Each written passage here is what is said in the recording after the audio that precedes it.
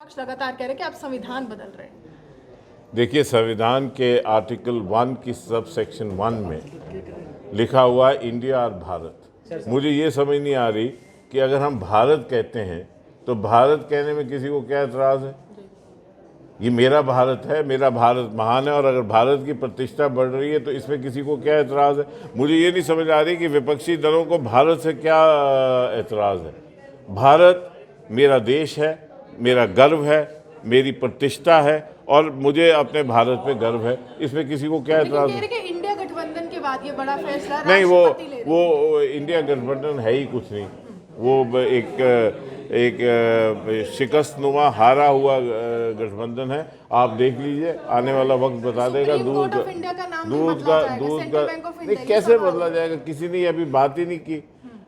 भारत क्या आप भारत माता की जय नहीं कहते हैं? सारे भारत माता की जय नहीं कहते? भारत मेरा देश नहीं है?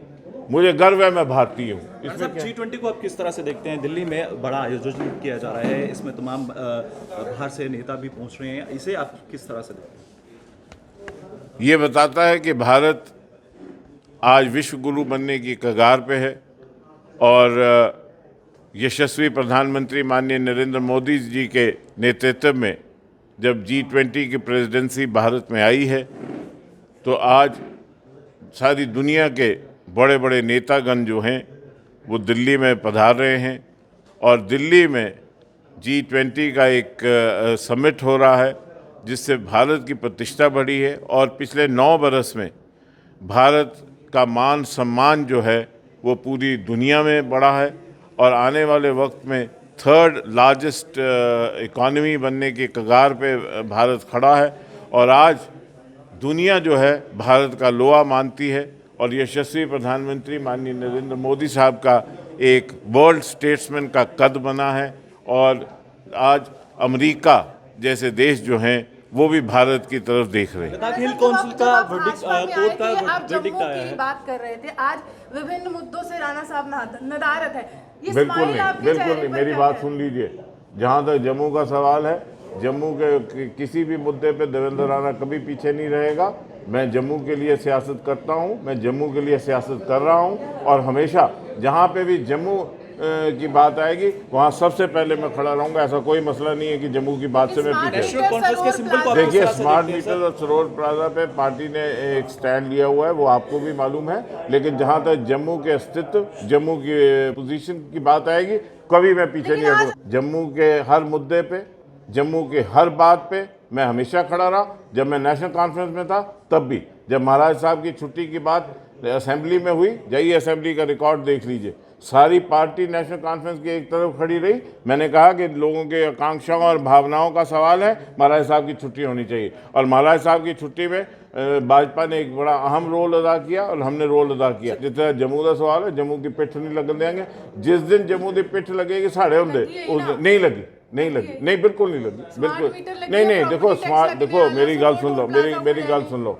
स्मार्ट मीटर का जोड़ा है, स्मार्ट मीटर पूरे देश में लग रहे हैं, वो एक पावर रिफॉर्म है। लेकिन हाँ, स्मार्ट मीटर में जो कोताही हैं, माननीय लेफ्टिनेंट गवर्नर साहब ने भी कहा कि वो, और हम भी ये कह रहे हैं कि जो गरीब आदमी है उसको कोई रियायत मिलनी चाहिए, उस पर कोई वो नुकसान नहीं होना चाहिए। और जहाँ तक टोल का सवाल है, उस पर भी पार्टी का बिल्कुल स्टैंड क्लियर है कि नो टोल नो रोड, और उस पर पार्टी खड़ी है। यहाँ ये दोनों जो मसले हैं, इन मसलों में किसी गरीब के साथ बुरा नहीं होगा। लेकिन जहाँ तक जम्मू का अस्तित्व का सवाल है, दफा जम्मू का नारा आज भी कायम है। जम्मू का नारा कायम है। 370 खत्म होने के बाद जम्मू की सुप्रीमेसी बनी, और आने वाला वक्त ये मैं आपको बता दूं कि अगले 5 साल में जम्मू जो है most developed city of northern India होगा। I am very confident. Bhajpa लगातार जो दावेदारी कर रही है चीफ मिनिस्टर की, उसमें एक नाम देवेंद्र सिंह राणा का जुड़ रहा है। नहीं, वो चीफ मिनिस्टर किसने बनना है या नहीं बनना है, मेरी लफ्जों की बात सुन लीजिए। जहां तक जम्मू का सवाल है, मैं धन्यवाद करना चाहता हूं यशस्वी प्रधानमंत्री माननीय नरेंद्र मोदी साहब का। दफ़ा 370 को ख़त्म करने के बाद जो जम्मू पे अजारेदारी अलग अलग इलाकों की थी वो ख़त्म हुई, और जम्मू को पहली बार अपना अस्तित्व मिला, अपनी पहचान मिली। और मैं आपको एक बात बता दूं कि ये लोग, कुछ लोग ये कहते हैं कि साहब ये जी बाहर वाले आके बसे, कौन बसा? सर एक स्लोगन है, कोई मैं नहीं आया। पर्टिकुलरली उस पे सवाल करना चाहूंगी, नेशनल यूपी कॉन्फ्रेंस वाला के नहीं चलेगा, धोती सिंबल वाला को नहीं लेकर आप चलेगा। गलत इस तरह के है, गलत slogans देश है, को गलत कितना है, तोड़ गलत है। ये बात सारी जितनी ऐसी बातें करना गलत है। हमारा एक देश है, हम तरक्की की राह पे आगे हैं। जम्मू कश्मीर में अमन आया है, मैंने वो हालात देखे हैं। ये जो आज कश्मीर के लीडर बातें करते हैं, 2009 से लेके मैंने हालात खुद अपनी आंखों से देखे हैं। सैकड़ों लोग मरते थे, रोज पत्थरबाजी होती थी, रोज आतंकवादी हरकतें होती थी। आज अमन है, शांति है, जम्मू कश्मीर जो है वो आगे बढ़ रहा है। और मैं आपको ये बड़े दावे से कहता हूँ, जो अमरनाथ जी की यात्रा हुई, जिस तरह से जम्मू की इकॉनमी को फायदा हुआ पिछले 2-2.5 महीने में, जाके आप देख सकते हैं। एम्प्लॉयमेंट देखिए, एम्प्लॉयमेंट पे भी लोग कहते हैं पारदर्शिता हुई, जहाँ कहीं गलती हुई वहाँ रोकी गई। और आज ट्रांसपेरेंटली जो है वो हो रहा है। और मैं आपको ये बता दूं कि जहाँ तक जम्मू का सवाल है, जम्मू के किसी इशू पे भी कॉम्प्रोमाइज नहीं किया जाएगा, चाहे उसके लिए कोई भी कुर्बानी देनी पड़े। विपक्ष लगातार ये कहता है कि देखिए यूपी वाला जम्मू कश्मीर में कैसे आ गया, तो कुछ संविधान की समझ इनको समझाएंगे कि राष्ट्रपति नियुक्त करता है। पहले एक बात, ये मेरी बात सुन लीजिए, विपक्ष के पास कोई मुद्दा ही नहीं है, मुद्दाहीन है। और जहाँ तक जम्मू कश्मीर का सवाल है, the opposition parties have failed Jammu and Kashmir. The Congress has failed Jammu and Kashmir.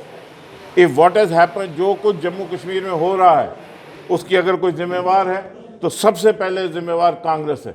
1947 से लेके आज तक जो जम्मू कश्मीर की बदहाली हुई, जो जम्मू कश्मीर के साथ बदसलूकी हुई, जो जम्मू के साथ इम्तियाज़ हुआ, जो जम्मू के लोगों के साथ बदसलूकी की गई, वो उसकी जिम्मेवार जो है वो केवल और केवल कांग्रेस है, और कांग्रेस के अलावा और कोई नहीं। और ये जो कश्मीर की पार्टियां हैं, ये तो ये कहती हैं कि हमें जम्मू देख ही नहीं सकते हम, और ये कहते हैं हमारा जम्मू में जनाधार ही नहीं है, हम कश्मीर के बाहर हैं नहीं, हम बनाल के आगे हैं नहीं, और सिर्फ बनाल तक की बात करते हैं। हम जब नेशनल कॉन्फ्रेंस में जाइए, रिकॉर्ड देख लीजिए, मैंने वहाँ पे भी जम्मू की लड़ाई इसलिए लड़ी क्योंकि जम्मू का अस्तित्व जो है वो कुर्बान नहीं किया जाएगा। और भाजपा, कोई आदमी नाराज़ भी हो सकता, कोई आदमी कुछ भी, भाजपा जो है वो जम्मू की एक पार्टी है, और भाजपा का हर आदमी जो है वो कमिटेड है to the cause of the welfare of Jammu. और जम्मू के किसी भी मुद्दे पे जम्मू के इंटरेस्ट को कुर्बान नहीं किया जाएगा। जम्मू कश्मीर के हर वर्ग को बराबरी का हक दिया गया। और सीएम जम्मू का भाजपा की तरफ से,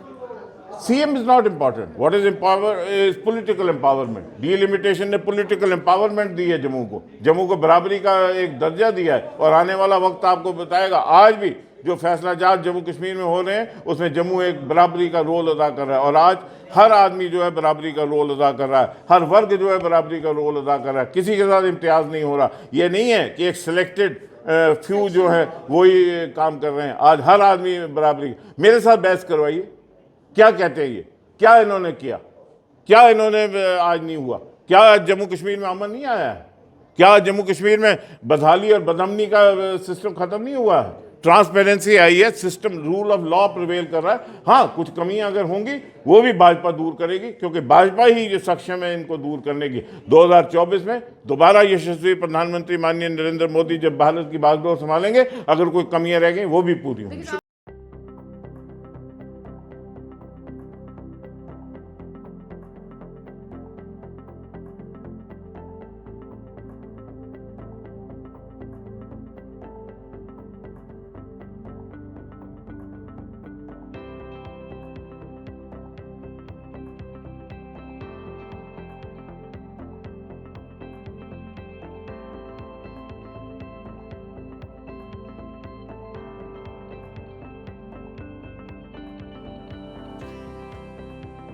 टेक वन अब आपके व्हाट्सएप पर।